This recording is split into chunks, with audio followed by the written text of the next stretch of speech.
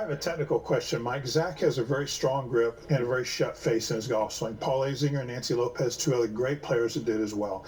The average player at home struggles with hitting the ball to the right or slicing the ball. Is this something that you advocate for the average player, or is this just something unique to Zach?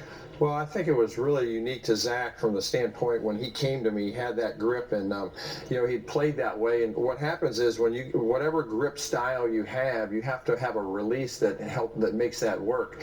And so Zach's release has always been one where he unhinges his wrist and then just kind of rotates with his body and doesn't let the face turn over. So when I started working with him, he had an upright swing path that didn't really match to that grip style. So we flattened him out and got him more rounded, so he could really use his body to rotate. So, for him, that worked out well. But the average amateur, if they have that really weak grip, it takes too much timing and coordination. So for somebody like that, it might be a better idea to strengthen their grip. Well, Mike, why don't we take a look at his swing in slow motion? This is a swing, of course, that has won 10 times on the PGA Tour. I marvel at it, Mike, because to me, it doesn't look like he's trying to do too much. He doesn't take it all the way to parallel. It's very simple, but watch through the ball here as he hits. Watch how long the right arm and the shaft stay in a straight line through impact.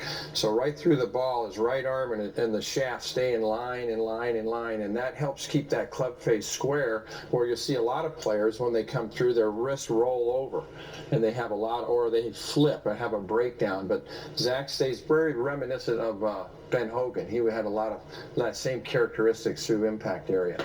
Isn't that kind of, you got a guy with a shut face, and Hogan had an open face, so maybe that's not a function of his grip, that's just more of keeping the club on plane. Is that what you mean? Well, it's like I said, once if the golf club comes down on plane, and one of the things you saw with Zach's swing there is on his downswing, the shaft of the club was very shallow, right down his right forearm, and so he's delivering the club on plane, and so if the club face gets back to square with it coming from the inside, that's going to create that little bit of draw without having to use a lot of hand action. And again, it varies with the degree of the type of grip you have, but one thing's for sure, I think all players need to deliver that club on plane from the inside, and most of our amateurs are not doing that. They're too steep and from the outside.